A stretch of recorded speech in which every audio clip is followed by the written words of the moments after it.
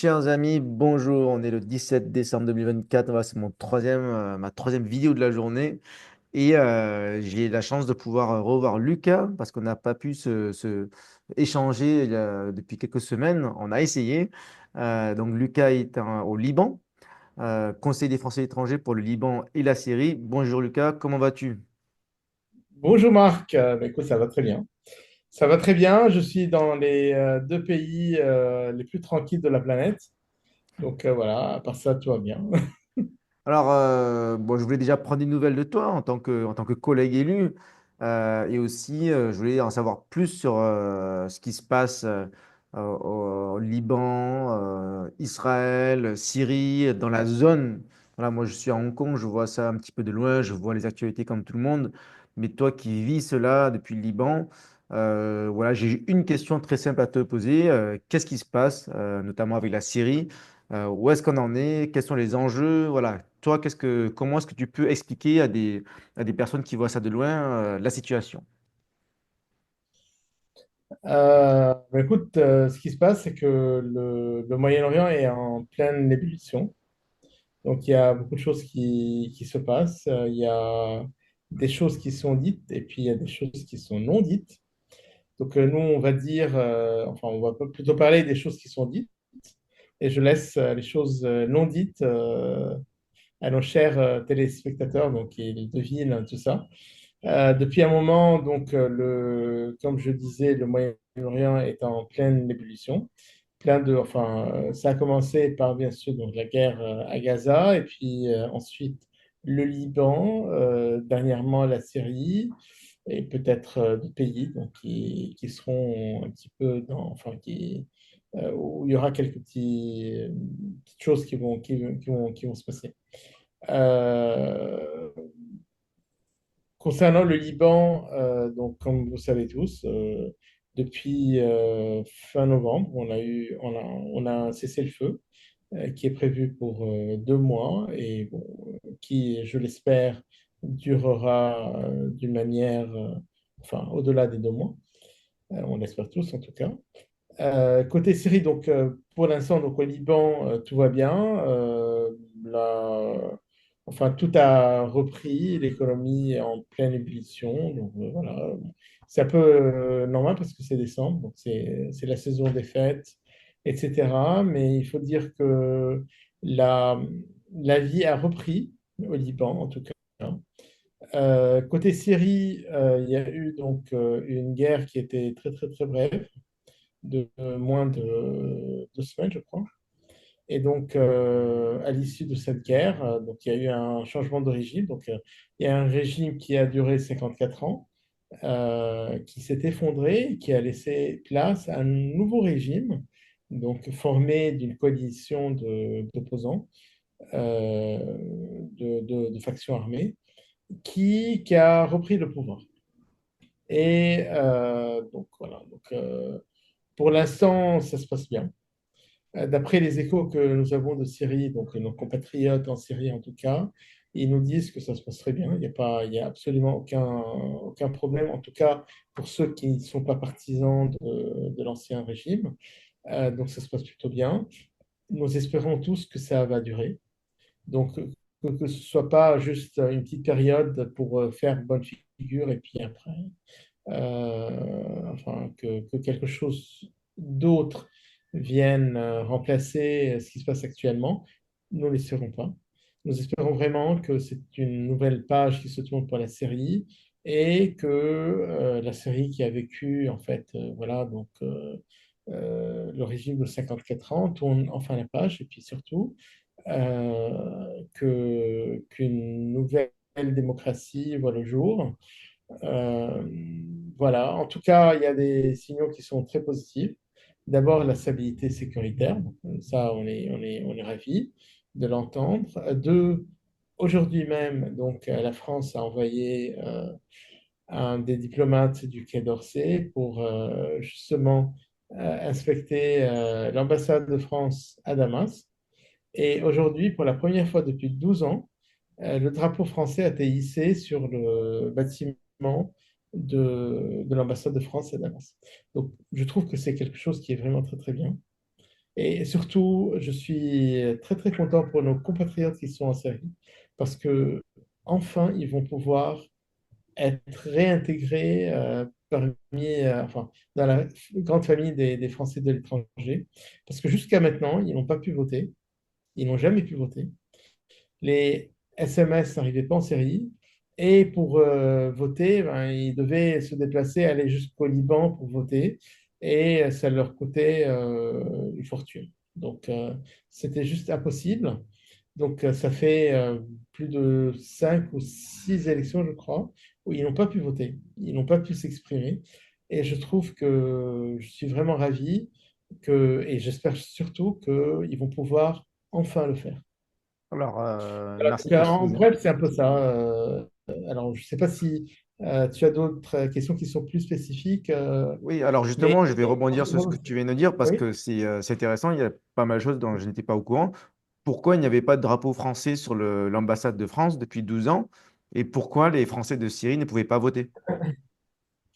Parce que en 2012, le président Hollande a décidé donc de retirer enfin, toute représentation diplomatique Ok. de Damas, euh, croyant peut-être que le régime allait être renversé.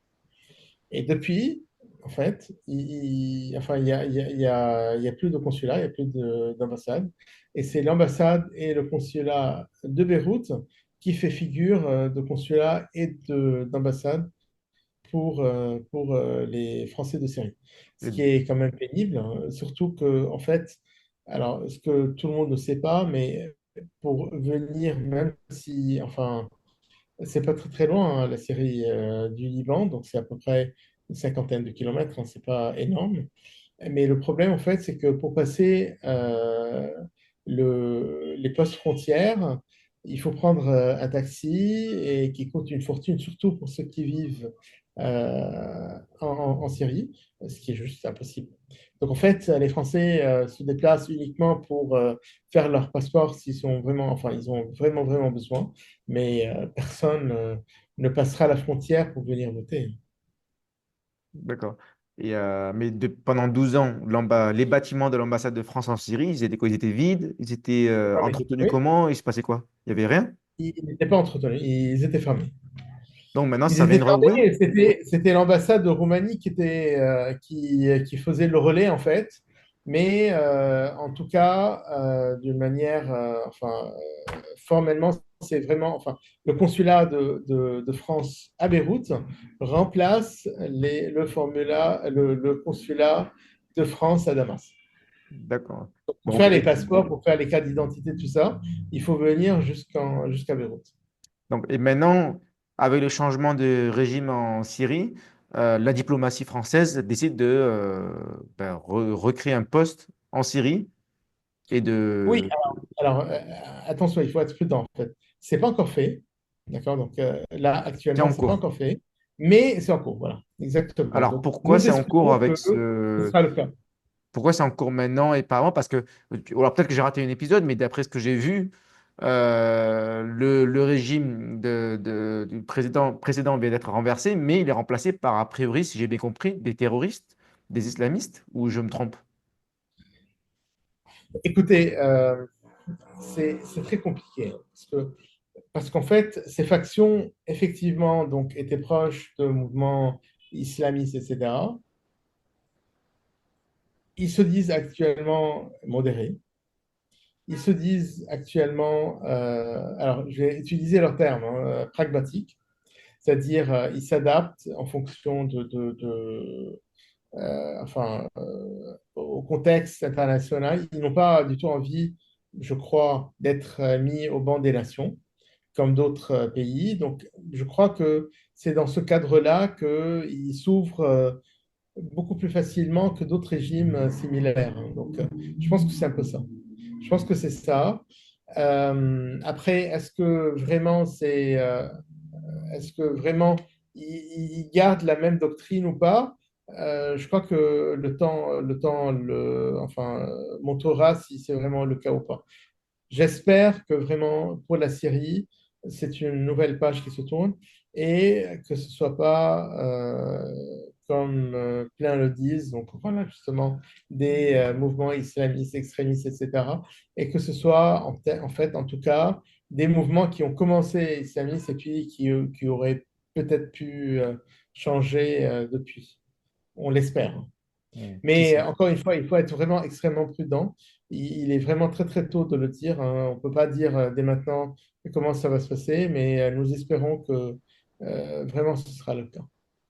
D'accord, ok, mais très intéressant parce que moi j'étais parti de quelques posts que j'avais vus qui disaient, je crois que c'est qu'il y avait des liens avec Al-Qaïda, que c'est ou alors des talibans, Ouais. mais en fait tout ça ce sont des soupçons, il n'y a rien d'officiel, c'est ça, si je comprends bien? Alors le leader faisait partie justement d'un mouvement islamiste, mais il s'en serait éloigné depuis. Euh, Et puis, il y a des factions de Al-Qaïda, de Daesh qui se trouvent toujours en Syrie, mais en dehors des régions qui sont occupées par cette coalition de factions. Donc, enfin, ils se trouvent plutôt dans le désert, assez loin de Damas, un peu entre Damas et la partie qui est occupée actuellement par les Kurdes. Donc, les Kurdes, ils s'appellent, je crois, Opposition syrienne démocrate, un truc comme ça. Bon, voilà. C'est compliqué. C'est très compliqué. Vraiment, c'est pas blanc ou noir. Le problème, c'est que ça fait partie de cette politique où on n'y comprend plus rien. Il y a des factions qui étaient dans un camp, qui se retrouvent dans un autre camp, qui sont appuyées par des forces d'un camp qui, a priori, sont contre un autre camp. Enfin bref, c'est vraiment un Moyen-Orient très compliqué. D'accord. Il Bon, en faut tout, vraiment vivre. C'est pas évident à expliquer, ouais. vraiment. Bon, en tout cas, bon, toi tu y vis, tu comprends mieux que nous, donc c'est pour ça que je viens vers toi pour avoir plus d'explications. J'espère comprendre mieux. J'espère D'accord. comprendre mieux. Alors, j'oublie, j'ai un tweet en tête, enfin, que j'ai devant moi, qui a attiré mon attention. C'est celui de Thierry Mariani, que tu connais. Je voulais savoir ce que tu en penses. Il a écrit: En 2003, ils ont dansé quand Saddam Hussein est tombé. En 2011, ils ont fêté la chute de Kadhafi. Aujourd'hui, il serait juste de la fin de Bachar al-Assad. Les inconscients et les naïfs finissent toujours par devenir les alliés inconscients des islamistes et du chaos.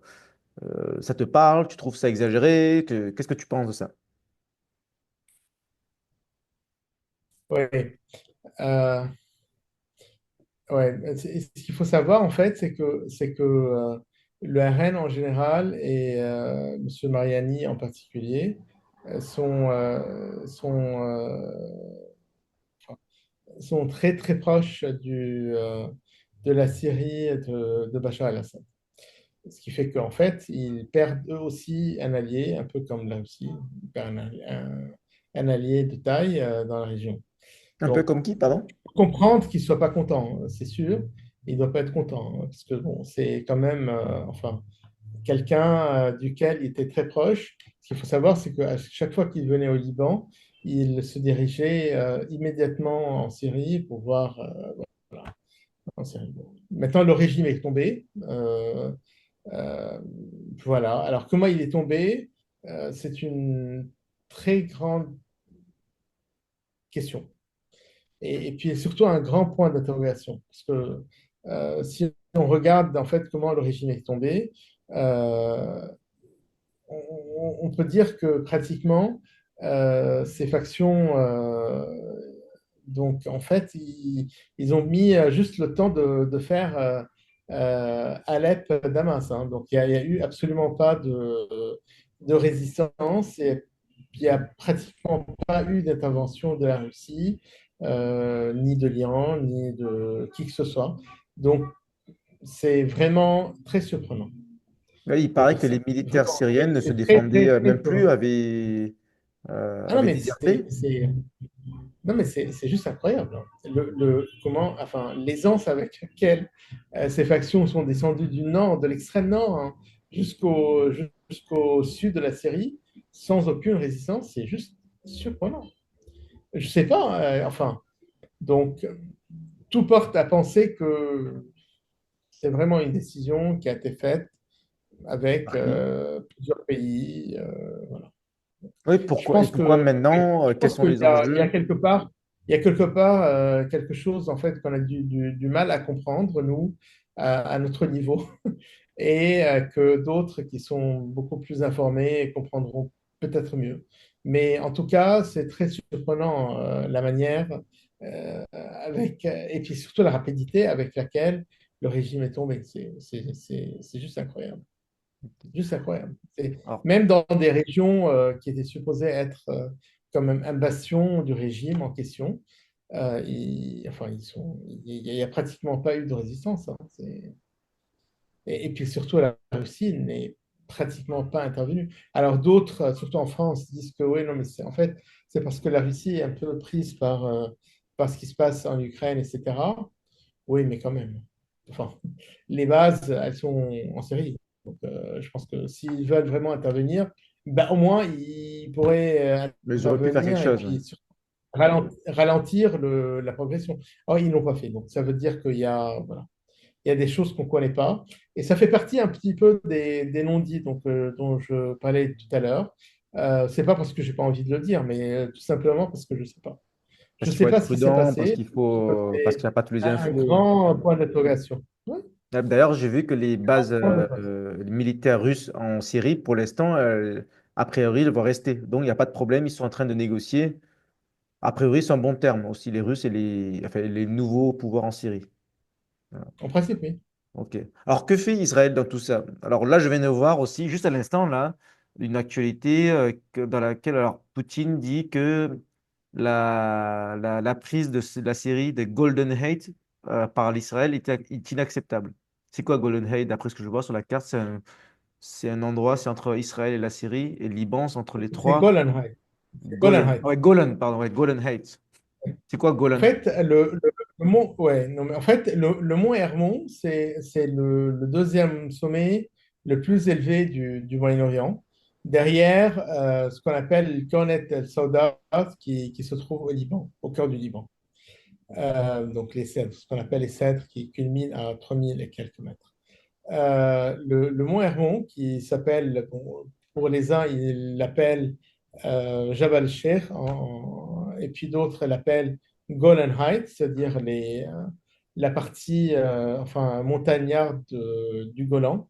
Le Golan, en fait, c'est une province qui est au sud de la Syrie, dont la moitié a été annexée par Israël dans les années 60, et puis l'autre partie a resté jusque-là sous le contrôle syrien.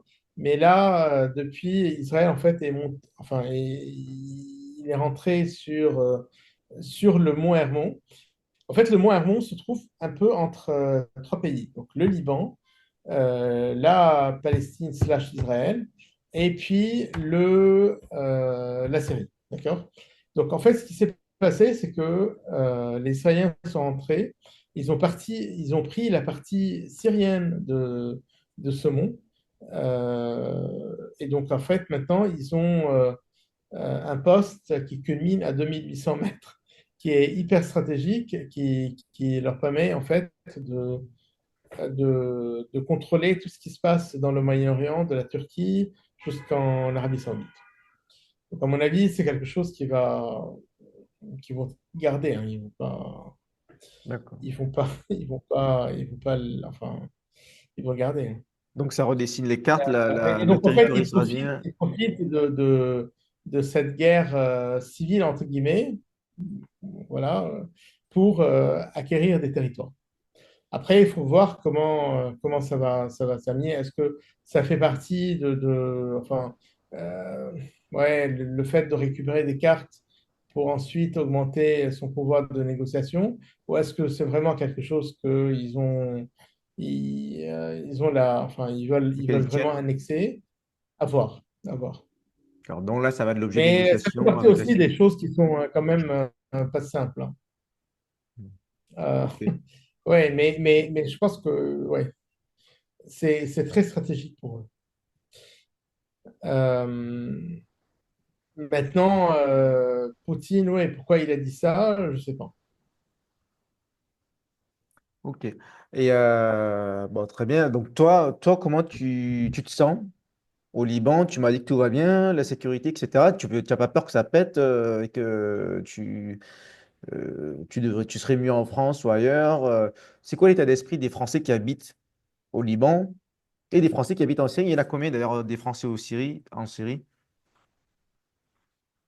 Euh, Ben, on ne sait pas. En fait, le problème, c'est que nous n'avons pas les listes, même en tant qu'élus, nous n'avons pas les listes des Français qui se trouvent en Syrie. On a des estimations, mais nous n'avons pas accès aux noms, on n'a pas accès aux emails. Pourquoi? L'estimation, Pour des mesures de c'est sécurité? un peu entre 600 et 800 Français à peu près. Mais on sait pas précisément combien, parce qu'on n'a pas accès aux données. Donc, c'est Parce qu'il n'y a juste pas une de données ou estimation c'est qu'on nous parce que donne. c'est volontaire pour Euh, pour des raisons de sécurité? non, non, pour des raisons sécuritaires, en fait. Nous D'accord, ok. n'avons pas accès. Il y a certains pays du monde où même les élus n'ont pas accès à ces D'accord, informations. ouais. Donc, la Syrie, malheureusement, en fait partie, comme la Libye, par exemple, ou le Ok. Venezuela ou d'autres. Et Mais bon, voilà. Et moi, ce qui m'intéresse, en fait, bon, je fais pas du tout de politique locale, hein. Donc, moi, ce qui m'intéresse, c'est surtout et avant tout la sécurité de nos concitoyens, qu'ils soient en Syrie ou au Liban. Donc, voilà, c'est ce qui m'intéresse. Moi, pendant toute la guerre, je suis resté au Liban. Même si j'avais prévu un voyage en France, je l'ai annulé et je suis resté au Liban aux côtés de mes compatriotes, notamment ceux du Sud qui ont dû quitter dans des conditions absolument vraiment terribles. Certains sont partis sans même leur passeport, en pyjama, sans argent, etc. Donc, c'est vraiment horrible ce qui leur est passé, enfin, ce qui s'est passé vraiment horrible. J'espère que c'est une page qui s'est tournée, j'espère. Le risque est toujours là. Le risque est toujours là sur les trois pays, en fait. Donc le risque, bon, bien sûr, donc, le Liban, la Syrie et Israël. À n'importe quel moment, la guerre peut revenir d'une manière, mais à ce moment-là, vraiment. Enfin, mais je pense que si on veut être pragmatique, je pense qu'aucun des dirigeants de ces trois pays n'a envie d'une guerre qui va enfin, faire perdre en plus à l'économie et plus des pertes humaines et militaires, etc. Donc, je pense que si on veut être pragmatique, les trois ont envie d'une paix. Que ce soit le nouveau régime en Syrie, ils ont déjà déclaré que bon, voilà, ils n'ont pas du tout envie de rentrer dans un jeu régional et ils ne cherchent que la paix dans leur environnement. Euh, Comme on dit en anglais, time will tell. Donc, est-ce que c'est vraiment le cas? Est-ce qu'ils le disent pour qu'ils puissent souffler avant de reprendre? Personne ne peut aujourd'hui le dire ou le savoir. Nous espérons que c'est vraiment le cas. Parce que ce Moyen-Orient je pense qu'il a assez souffert depuis plus de 70 ans maintenant. Je pense qu'il a assez souffert et il est temps peut-être aussi de certaines paix pour nous et pour nos enfants, pour qu'ils puissent vraiment penser à autre chose que la guerre d'une manière imminente, parce qu'il y a des générations entières qui sont nées pendant la guerre et qui sont mortes pendant la guerre. on connaît Donc que ça. c'est juste horrible, hein. Vous savez, en France ou en Europe, on a des fois du mal à comprendre, surtout lorsqu'on est jeune. Mais je pense que ceux qui sont un tout petit peu plus âgés et qui ont vécu la Deuxième Guerre mondiale savent de quoi je parle. Lorsqu'on vit une guerre, on n'a plus envie de guerre. Parce que la guerre n'est pas une rigolade, elle n'est pas une partie de plaisir. On perd des gens qui sont chers. Euh, L'économie décroît également. C'est terrible à tous les niveaux, vraiment terrible. Moi, je connais des gens qui ont perdu, enfin, ils ont perdu leur villa dans le sud, enfin, qui n'ont plus rien. Et ils sont venus vraiment avec plus rien. Ils sont partis en France parce qu'ils ont pu partir parce que leurs enfants leur ont acheté le billet d'avion. Ils n'avaient plus un sou, sur, plus un sou. Donc, c'est juste terrible. C'est pas évident. Et donc, j'espère que cette paix arrivera très très vite, pour qu'on puisse penser à autre chose que comment tuer l'autre et comment prendre une petite parcelle de terrain par-ci, un petit truc par-là.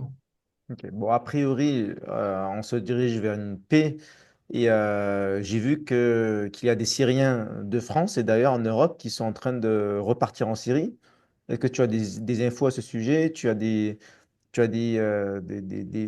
des Syriens ou des Français ou des Franco-Syriens qui sont en train de Oui. revenir, qui te posent des questions. Toi, en tant qu'élu, est-ce que tu as vu ça? C'est quoi sur le terrain? Qu'est-ce qui se passe? Non, non, non, non, non, non. Pour l'instant, j'ai pas trop vu de Syriens qui reviennent, en tout cas pas de Français syriens qui reviennent en Syrie là actuellement. Je pense que tout le monde attend de voir comment ça va se passer et puis comment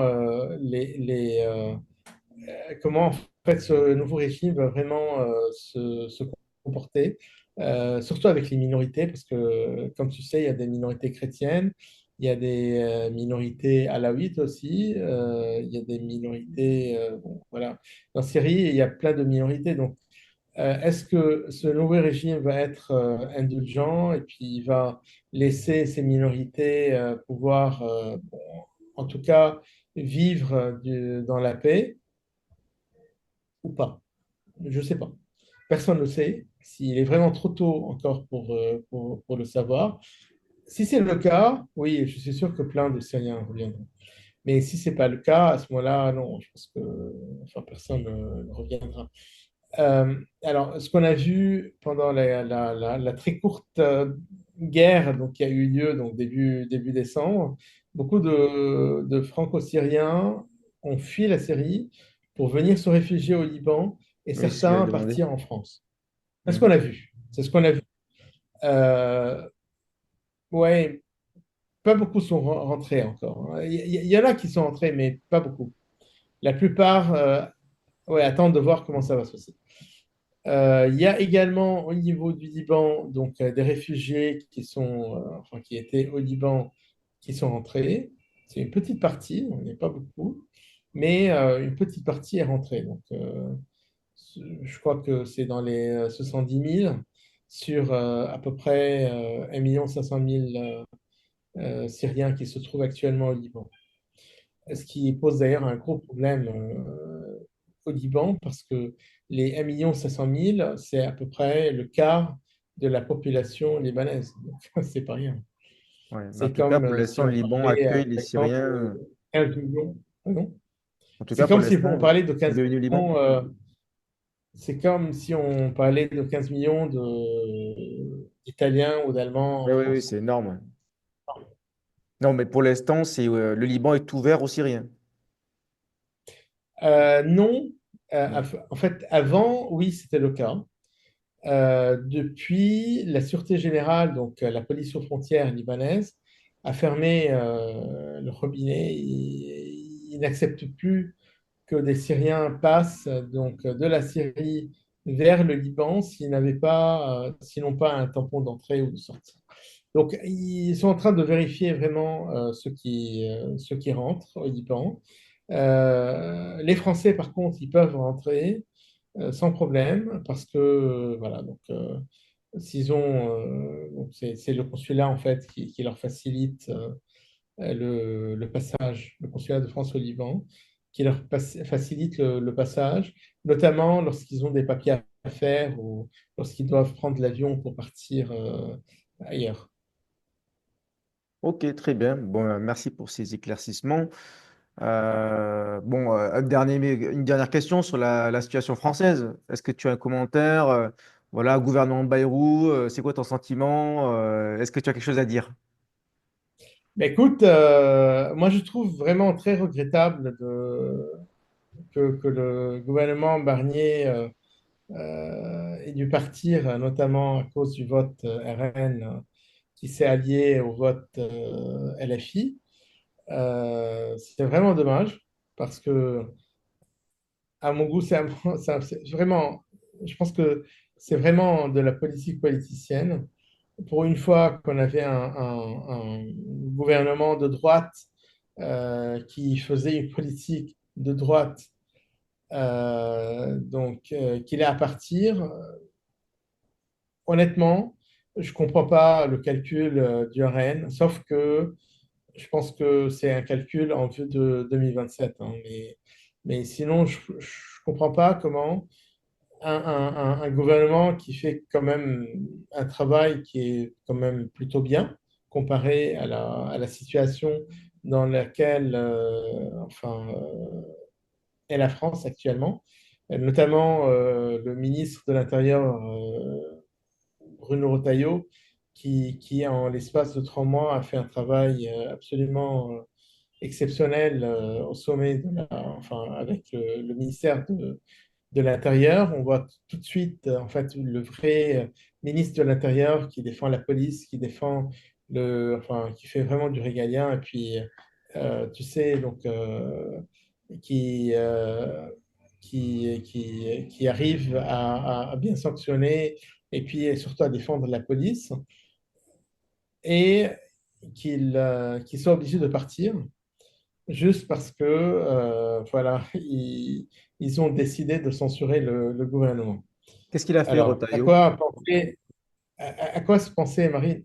Mais en fait, Je- il n'a pas passé de loi ou quoi que ce soit, mais par contre, dans ses prises de position, à chaque incident, tu sentais tout de suite quelqu'un qui est complètement différent des ministres de l'Intérieur qui l'ont précédé quand même.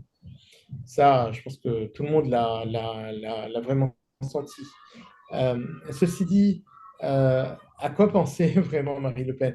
Est-ce qu'elle espérait avoir un Premier ministre RN qui prendra la tête du gouvernement?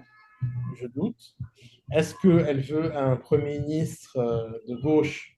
Je trouve que c'est quand même très regrettable. Euh, à quoi pensait-elle? Qu'est-ce qu'elle voulait exactement? C'est quoi le but? Parce que des fois, en fait, lorsqu'on prend une décision, surtout politique, on a un but en tête. Quel est son but? Ok, très bien. Tu parlais de C'est une Retailleau. question. Qu'est-ce que tu as dit qu'il a fait du bon Non, travail? c'est une question. Qu'est-ce qu'il a fait concrètement? Tu dis qu'il défend la police. Moi, de ce que j'ai retenu de Retailleau, c'est qu'il a dit de très belles choses. Je suis d'accord avec quasiment 100% de tout ce qu'il a dit. Mais pour moi, c'était que des paroles. Et j'ai pas vu d'actes concrets. Bon, après, tu vas me dire, c'était 3 mois, ok. Mais il a fait quoi concrètement le résultat de Mais il n'y a son. pas eu, il y a pas eu, il y a pas eu, il y a pas eu d'acte ou quelque chose qui se soit présenté.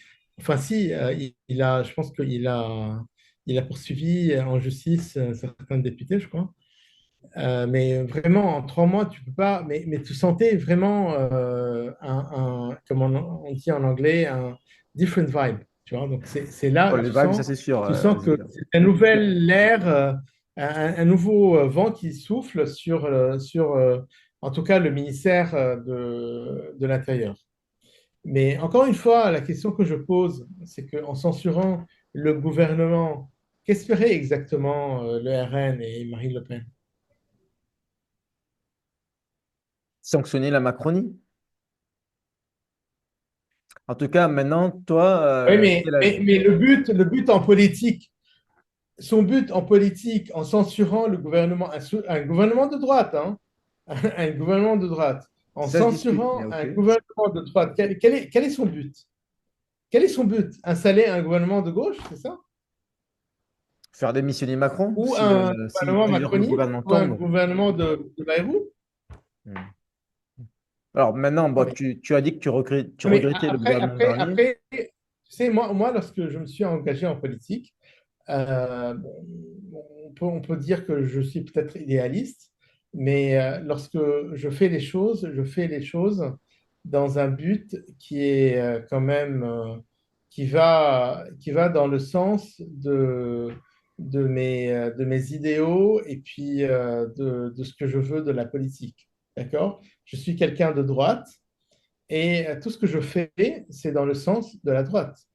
Je ne fais pas quelque chose qui installera, par exemple, un gouvernement de gauche ou de remplacer une politique qui était D'accord. de droite, peut-être pas assez à droite comme elle pourrait peut-être le penser, mais je doute parce que déjà, son programme économie est quand même carrément de gauche, mais quand même, installer un gouvernement de gauche ou au mieux un gouvernement centriste à la place d'un gouvernement de droite, vraiment.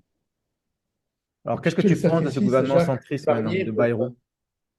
Non, attends, Il faut que ça ça, dure, ça il veut faut rien dire. le censurer, il faut pour repartir à droite. Tu veux faire quoi, toi? Est-ce qu'il faut, par exemple, censurer Bayrou pour remettre Retailleau Premier ministre? Est-ce que ça te brancherait, ça? Non, mais je pense que Bayrou, il ne pourra pas avoir en fait je, je pense que en fait, il ne pourra pas durer très très longtemps en tout cas. C'est mon opinion. J'espère que ce n'est pas le cas.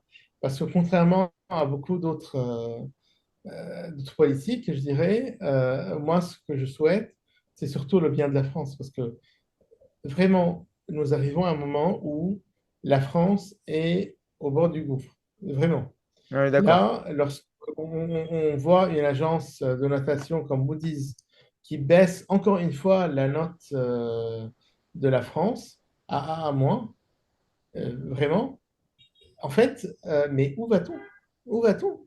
Donc, on est déjà à 3 000 milliards d'euros de dette et c'est même plus le cas, en fait. On les a déjà dépassés et il n'y a absolument aucune stratégie. Aucune. Aucune. En fait, la seule stratégie que je vois, c'est celle de la gauche qui dit, ah non, mais en fait, il y a plein qui ont beaucoup d'argent dans les banques, on va les prendre pour couvrir la dette de l'État. Et oh, je te rappelle que le Liban a fait exactement la même chose. On s'est retrouvé avec une méga crise qui a duré 4 ans et on vient tout juste de s'en sortir, même pas d'ailleurs, mais bon, on commence tout juste à avoir un tout petit bout de lumière. 4 ans. T'imagines ce que ça veut dire? Prendre l'argent des Français pour couvrir la dette? Bah, ça n'a Non, pas de mais je sens, là, pense on est bien qu'en d'accord. fait, il y a des gens qui jouent avec la politique comme s'ils jouaient au Monopoly, au risque. Là, il s'agit d'un pays, il s'agit de générations complètes. Il y a des millions de Français qui vous font confiance. Alors, soyez dignes de cette confiance. Mais malheureusement, ils ne sont pas dignes. On a l'impression que c'est des gamins qui sont en train de jouer dans une cour de récré. Mais c'est pas possible. C'est pas possible. La, la France doit se réveiller maintenant. Non, en fait, elle devait se réveiller hier.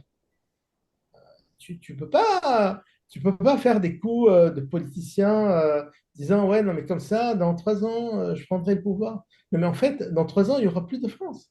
Ou alors, en tout cas, on n'aura plus la France qu'on connaît actuellement.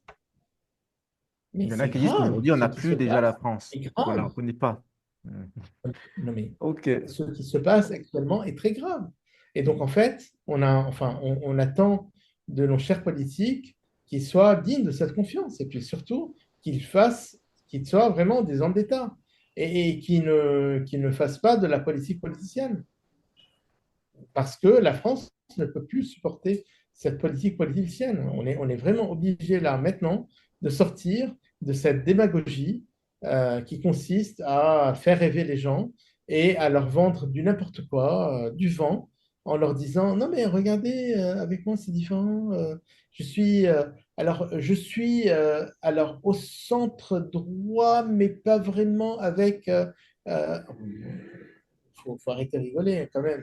Il faut vraiment commencer à se Ah. réveiller une fois pour toutes Bah, d'ailleurs, j'ai une et question avoir pour toi. quelqu'un qui pense vraiment à faire une politique qui se base sur une stratégie claire qui montre que d'ici 2, 3, 4 ans, on pourra vraiment sortir de la misère dans laquelle on se retrouve et qu'on ait enfin un pays qui puisse retrouver une croissance digne de ce nom.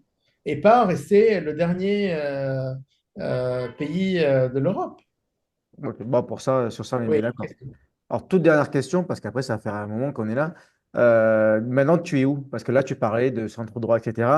Est-ce que tu es toujours avec les LR? Est-ce que tu es où Bien maintenant? sûr, D'accord. Donc, bien tu es sûr. Non, toujours mais soutien bien sûr, je suis à de l'air. Laurent Non, mais, Wauquiez, tu es avec. ouais. Voilà.